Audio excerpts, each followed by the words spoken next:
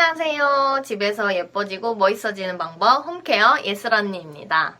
여러분, 물 온도를 바꾸고 환경에 맞게 아침 세안을 하신다면 피부 장벽, 즉 피부 상태가 달라진다는 점 알고 계신가요? 그래서 오늘은 아침 물 세안만 해도 되는지, 세안할 때 온도는 어느 정도로 해야 되는지 알려드리겠습니다.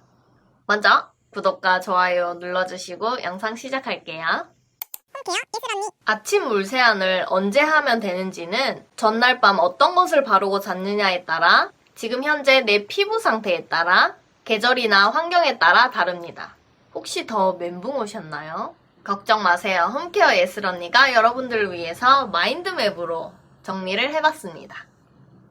홈케어 예슬 언니. 보는 법을 알려드리면 현재 계절을 선택하고 내 피부 타입을 선택해요. 그리고 횟수와 방법을 보고 그대로 따라하시면 돼요. 저는 크게 잡고 기준을 만들었는데 내 피부는 아리송하다, 잘 모르겠다 하시는 분들은 아래 또는 댓글 고정에 질문하기 링크를 클릭하셔서 질문을 해주시면 됩니다. 설명드리기에 앞서 제가 클렌징 크림 전도사인 거는 다들 아시죠? 아침 세안도 클렌징 크림 기준으로 설명을 드릴게요. 마인드맵에서 1번이라고 하는 거는 건성 피부가 쓰기에 좋은 타입이에요.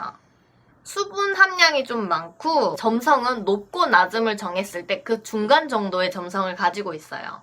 2번은 중성 피부가 사용하기에 그리고 유수분 밸런스를 맞추기에 좋은 클렌징 크림이에요.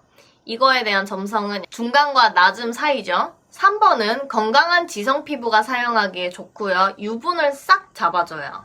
그리고 점성은 낮은 제품입니다. 이를 염두에 두시고 마인드맵을 설명할게요. 먼저 제가 작성한 마인드맵을 보시면 아시겠지만 그래도 제가 대표적으로 봄을 설명해 드릴게요. 여기서 건강한 건성은 이 얘기를 하려면 앞에 부가적인 설명이 필요한데, 우리가 태어나기를 부모님이 주신 유전자 80%에 의해서 우리 진짜 피부인 진피가 결정이 돼요. 진피가 건조하다. 그럼 표피도 당연히 건조하겠죠. 밑에 받치고 있는 땅의 기반이 약한데 어떻게 위에 있는 건물이 튼튼하겠어요. 그러니까 기반이 진피라고 보시면 돼요. 왜 태어날 때부터 진짜 피부 좋은 아이들이 있잖아요. 기준을 20대 후반으로 두고 이 전까지는 내가 부모님이 주신 축복받은 유전자로 태어났다. 이건 정말 좋은 거고요. 하지만 이때 동안에 내가 관리를 어떻게 했느냐에 따라서 이제 30대부터의 피부가 결정이 돼요. 그래서 내가 축복받은 유전자라고 관리를 안 하시면 안 됩니다.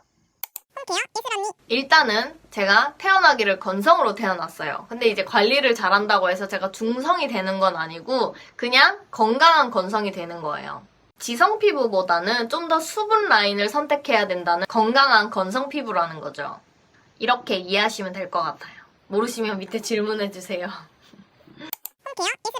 다시 본론으로 돌아가서 아까 건강한 건성은 사진으로 보여드렸던 1번 클렌징 크림으로 건조한 부위에 일주일에 2번, 3번 정도 50원 동전 크기만큼, 여기서 50원 동전이 감이 안 잡힌다 하시는 분들은 1.5cm, 제가 그 마인드맵에 양도 표시를 해놨거든요. 이 엄지 요만큼 짜시면 돼요. 그래서 이제 아침 세안을 해주시는 거고, 예를 들어서 양볼이 건조하면은 이제 50원 크기를 했잖아요. 거기서 이제 80%만 볼에 콩콩 찍어줘요.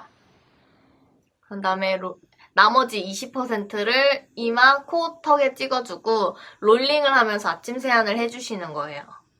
여기 클렌징 크림으로 클렌징하는 방법이 자세하게 나와 있으니까 양 조절만 이제 50원짜리로, 있는 영상은 500원짜리 크기란 말이에요. 근데 지금은 50원짜리로 줄여서 사용을 해주시면 됩니다.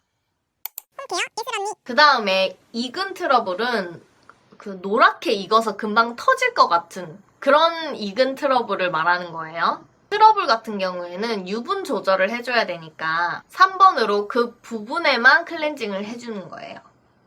다른 부위는 물 세안을 하셔도 되고, 혹시나 건조한 부분이 계시다면 아까 제가 첫 번째 설명드렸던 클렌징 크림 1번을 사용해 주시면 됩니다.